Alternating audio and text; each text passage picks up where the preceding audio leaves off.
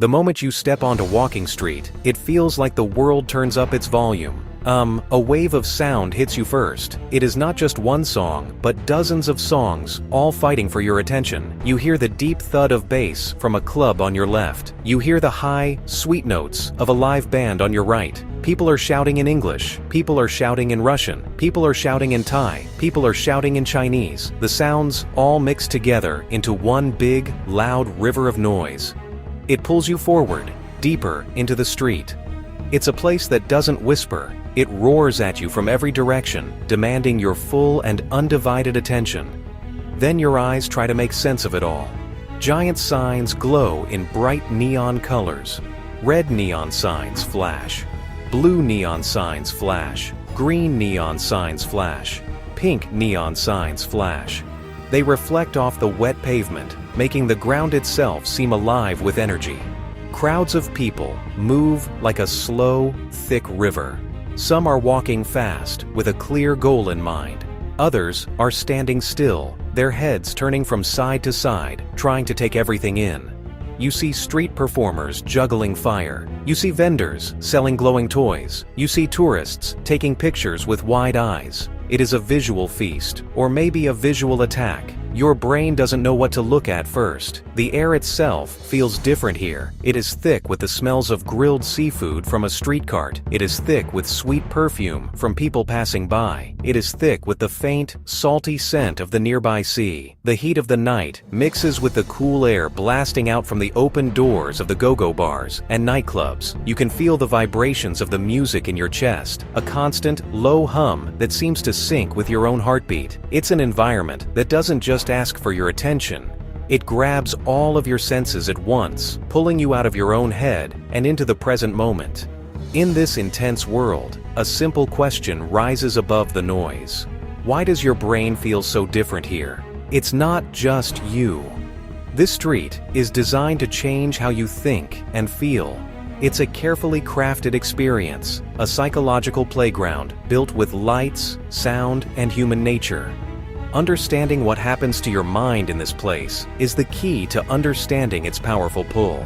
We are about to explore how this street can flip a switch inside your head, turning your normal, everyday brain into something else entirely for a few hours. The first thing that happens when you enter this neon jungle is what we can call the neon brain effect. Your brain has two main ways of working. There is the slow, careful, analytical part that thinks about your bills, your job, what you need to do tomorrow. Then there is the fast, automatic, stimulus response part that just reacts to what is happening right now. Walking Street is an expert at shutting down that slow, thinking part of your brain. The sheer amount of light, sound, and movement is too much for your analytical mind to process. It gets overwhelmed and decides to take a little vacation. Think of your brain like a computer with two programs running. One is a complex spreadsheet for planning your life. The other is a simple video game, where you just react to flashing lights. When you walk onto this street, the environment immediately closes the spreadsheet and opens the video game. Your focus shifts from internal thoughts to external sensations. You stop planning and start experiencing. You are no longer thinking about the past or the future. You are just here, right now, surrounded by a world of intense, immediate stimuli that demand a reaction. This shift is not an accident. It is a feature of high-stimulus environments. Casinos in Las Vegas, massive music festivals. By flooding your senses, they make it harder to engage in deep, critical thinking. Your brain, in an effort to save energy, switches to a more primitive, reactive mode. This is why decisions made on Walking Street can feel so different from decisions made in the quiet of your home. You are not operating with your full, logical mind. You are operating with a version of your brain that is primed for action, excitement, and immediate gratification. So, as you walk down the street, you might notice that you are not worrying about your email inbox. You are not mentally rehearsing a conversation for work the next day. Instead, you are simply reacting. A loud beat makes you turn your head. A bright sign catches your eye. A person smiling at you makes you smile back without thinking. This is the neon brain effect in action. The street has successfully taken you out of your head and placed you firmly into a world of pure sensation. setting the stage for everything else that is to come. Once your analytical brain is quiet, something else interesting happens. You enter what could be called the mask permission zone. In our daily lives, we are all held in place by invisible rules. We act a certain way because we are a parent, a boss, an employee, or a neighbor. People know us, and we have a reputation to maintain. These social roles act like a cage, keeping our behavior within certain accepted limits. But Walking Street offers a powerful escape from that cage. Here, nobody knows who you are. You are just another face in a massive, moving crowd of strangers from all over the world. This feeling of being anonymous is incredibly liberating for the human mind. Psychologists have a term for it: de-individuation.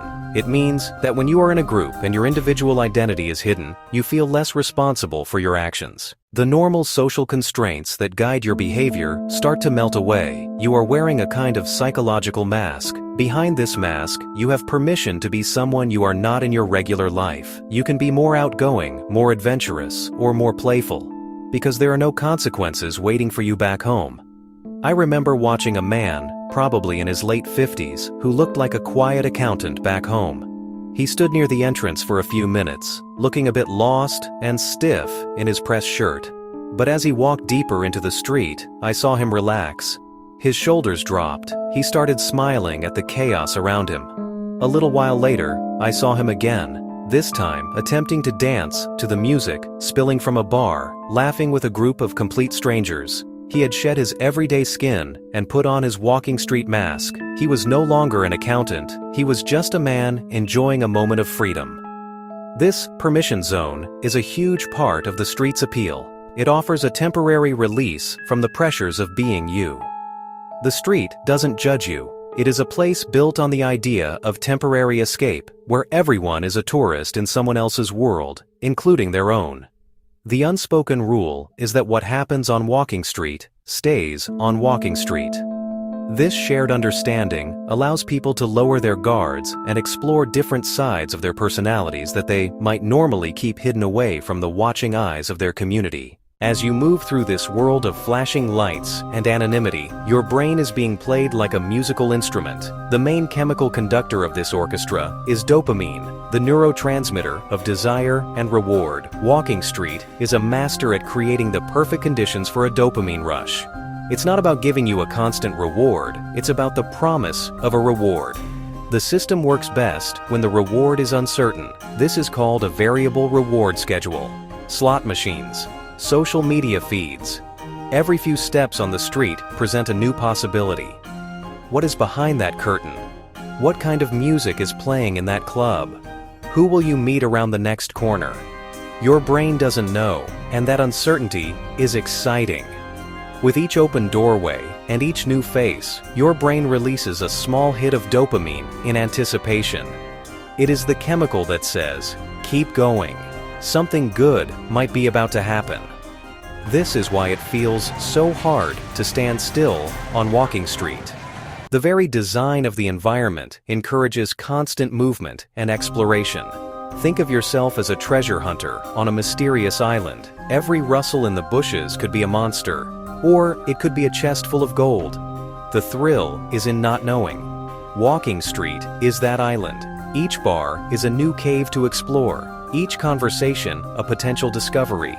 This dopamine by design keeps you engaged and moving forward, always looking for the next interesting sight, the next great song, the next friendly interaction.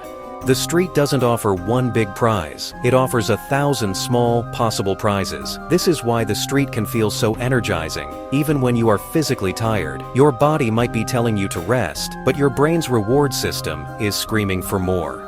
It is hooked on the promise of the next surprise. This constant state of anticipation is a powerful psychological engine. It drives you down the kilometer-long stretch of road, making you forget the time and the fatigue. The street isn't just selling drinks or entertainment, it's selling the powerful, addictive feeling of possibility itself. As you walk through the river of people, you might notice a subtle change in your own body. Your posture might become a little more confident. Your walk might develop a bit of a swagger. Your eyes might make more direct contact with strangers.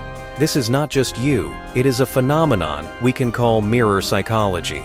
Humans are social creatures. We have special brain cells called mirror neurons.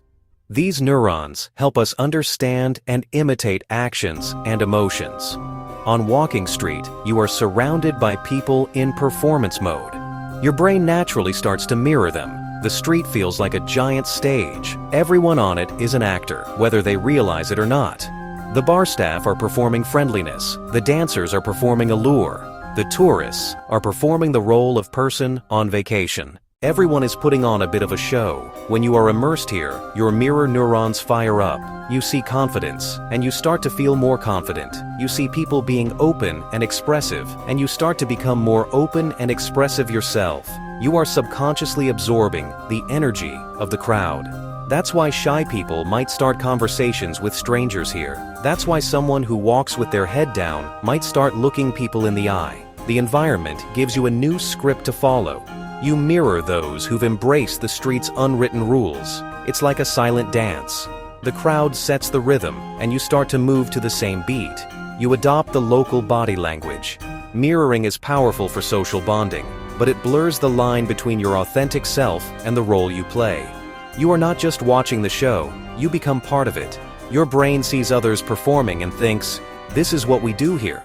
So you adjust your posture, you change your expression, you join the performance. This transformation makes you less observer, more participant in the grand, chaotic play around you. Walking Street is not just a physical space, it is an emotional pressure cooker. In a span of just a few minutes, you can experience a wide range of feelings that you might normally feel over weeks or months. This is what we can call emotional compression. Imagine walking past a nightclub with music so loud and joyful, it makes you want to dance. You feel a surge of pure happiness and energy. 10 steps later, you see a lost child crying for their parents, and you feel a pang of worry and sympathy. A few more steps, and you are haggling with a vendor, feeling a playful sense of competition. This rapid-fire sequence of contrasting emotions is intense. In one moment, you might feel the thrill of attraction as you make eye contact with someone interesting. In the next, you might feel a touch of sadness or pity for someone who seems lonely in the crowd.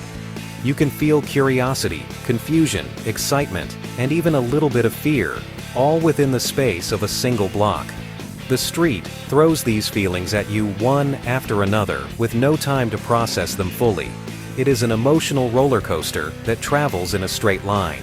This compression of experience is part of what makes the street so memorable and exhausting. Your emotional system is working overtime, trying to keep up with the constant shifts. In normal life, you have time to digest your feelings. If you have an exciting experience, you can savor it. If you have a sad one, you have time to recover. On Walking Street, there is no time. Before you have finished processing one feeling, the next one is already upon you. This creates a sense of heightened reality, where everything feels more significant and more intense. This emotional density is a powerful hook. It makes normal life feel slow and boring by comparison. The street offers a shortcut to feeling something, in fact, to feeling everything at once. For people whose daily lives are emotionally flat or predictable, this intense burst of feeling can be incredibly attractive. It is a reminder that you are alive, a way to test the full range of your emotional responses in a safe but thrilling environment. The street compresses a lifetime of emotions into a single night. So why do people return to this chaotic, overwhelming, emotionally draining place? The answer lies in everything we have discussed. People come back for the escape. They return for the permission to wear a mask, be someone else for a night. They come back for the dopamine hits of uncertainty, the thrill of the chase. They return to feel the collective energy of the crowd become part of the performance.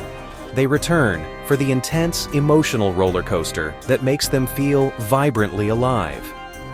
Walking Street offers a powerful escape from the routine and predictability of normal life. It is a world away from office cubicles, grocery shopping, quiet suburban nights. For a few hours, you can step into a different reality, louder, brighter, more exciting. This intensity can become a kind of addiction. After a night of such high stimulus, the real world can seem gray and dull. The memory of the lights, the music, the feeling of freedom calls you back. It becomes a story you tell yourself and others, a badge of adventure. Returning is a way to recapture that feeling, to prove that the version of you that exists on Walking Street is still there. The final, psychological twist. The street does not change you. It reveals you. It acts as a giant magnifying glass for your own impulses, desires, personality traits. The environment strips away your filters, your social conditioning, your careful planning, your inhibitions. What is left is a more raw, unfiltered version of you. If you have a curious nature, the street will make you intensely curious. If you have a tendency towards impulsivity, the street will encourage impulsive decisions. It simply amplifies what is already there. So, how do you enjoy this place without being swept away? The key is to enter with awareness. Go in, knowing your brain is about to be hijacked by lights and sound.